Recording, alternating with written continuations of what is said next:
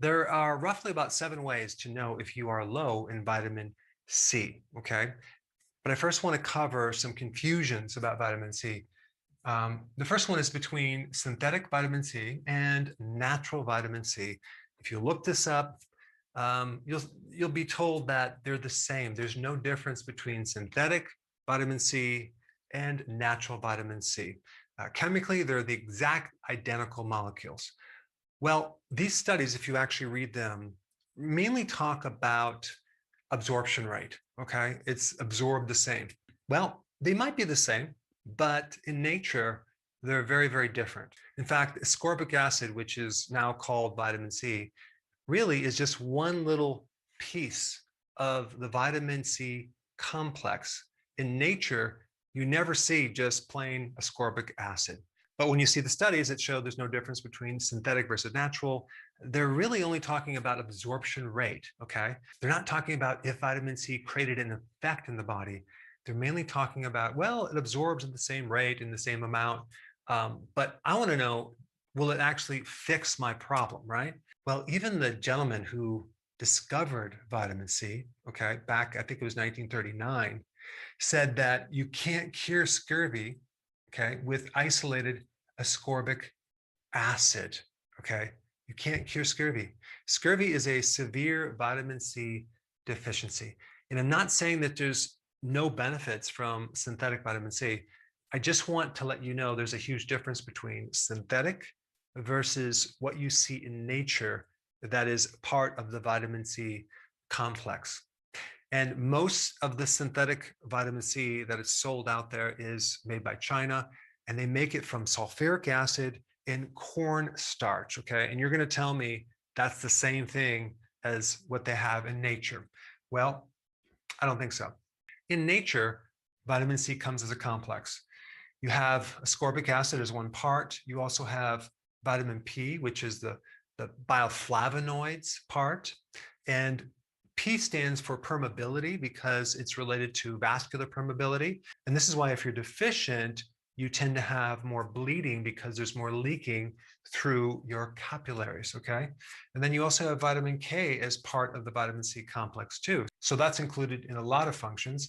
And the J factor has to do with increasing oxygen in the lung. And you also have copper as a trace mineral within the vitamin C complex in an enzyme form called tyrosinase, which is involved in rebuilding collagen, okay, in connective tissue. So this is why vitamin C is very, very important in collagen formation, connective tissue, joint health. And a lot of the vitamin C is stored in the adrenal glands, okay? And your white blood cells also need vitamin C as part of the immune system. When you take vitamin C, the duration of your cold can be a little bit less. But your immune system needs vitamin C. Vitamin C is good for connective tissue and also supporting the walls of the capillaries to make sure they don't leak. Vitamin C is a very powerful antioxidant. In one study, which I'm going to put down below, they tested in a lab, okay? So they took vitamin C and they wanted to see if it was a really good antioxidant. And they found it actually was a pro-oxidant, okay, in this study. Well, what does that mean? Well, very simply, if you envision a free radical, okay, which is it's kind of an unpaired electron. Let's say you took this little plate that's spinning on my finger and you had two different weights on either side to balance it out as it spins, right? And then you took one of these weights off. You can compare that to a free radical because it's an unpaired electron. So we have something that's not going to balance. And since this thing is spinning, you can have a lot of damage with this unstable radical molecule. An antioxidant comes in and donates that missing electron. So now it can be balanced and spin and be more stable. But if you're going to take ascorbic acid, okay, or any synthetic antioxidant, and what's going to happen is going to donate its electron, and then it itself is going to be unpaired. It becomes a free radical. In nature and in your body, you always have networks of antioxidants. So then one donates an electron, it can then receive another electron from another antioxidant, and they can share their electrons. In fact, vitamin C helps to regenerate vitamin E with this very same mechanism.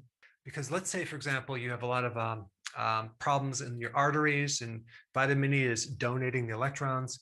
And you also took vitamin C. Vitamin C can help recharge the vitamin E so it can then start donating more of these electrons to help with this antioxidant effect. All right, what are the ways that you can determine if you're low in vitamin C? Well, number one, the big one is bleeding gums, right? If you brush your teeth and you have these red little streaks in your toothbrush and you're bleeding in your gums, chances are you're low in vitamin C. Number two, you might have these small little red and purple dots on your skin. Sometimes you see them in the lower leg. Sometimes they can be anywhere in the body, okay? But this is an indication of low vitamin C. Another one, number three, is bruising. Now, remember I talked about this K1 right here in the vitamin C complex? Well, vitamin K helps to prevent bleeding, okay? So it's kind of a coagulation. So it's going to help you prevent this excessive bleeding when you injure yourself. But if you have a vitamin C deficiency without any injury, no reason for bruising, and you get a bruise, you might want to look at a vitamin C deficiency.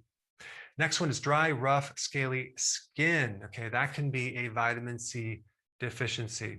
And as a side note, the chemical structure of vitamin C is very similar to glucose, okay? And so if you're consuming sugar, at the same time you're consuming vitamin C, guess what's going to take priority? The glucose.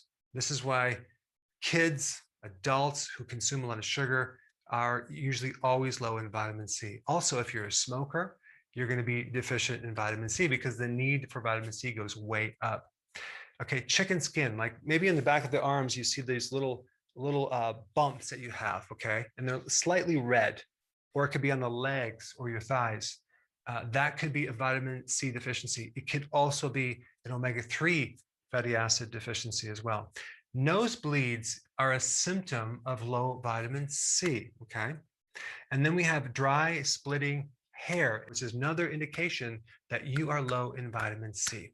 Now, the best way to get vitamin C is from food or food concentrates, from lemon or lemon juice. The problem with lemon juice is that it's heated, and heat destroys vitamin C. So if you're going to use lemon juice to get your vitamin C, make sure you get it from actual lemons that you juice, or blend the whole lemon like I do in the morning with a glass of water and a teaspoon of my electrolyte powder. It tastes great. But you can get vitamin C from peppers, any type of peppers, green peppers, red peppers. Vitamin C is in cabbage. Vitamin C is in the berries. But the highest vitamin C is in sauerkraut, okay? Sauerkraut. 1 cup of sauerkraut could give you up to like 10 times the vitamin C that your body requires each day. Now, since vitamin C is an interesting topic, you should probably watch my other video I did on vitamin C right here.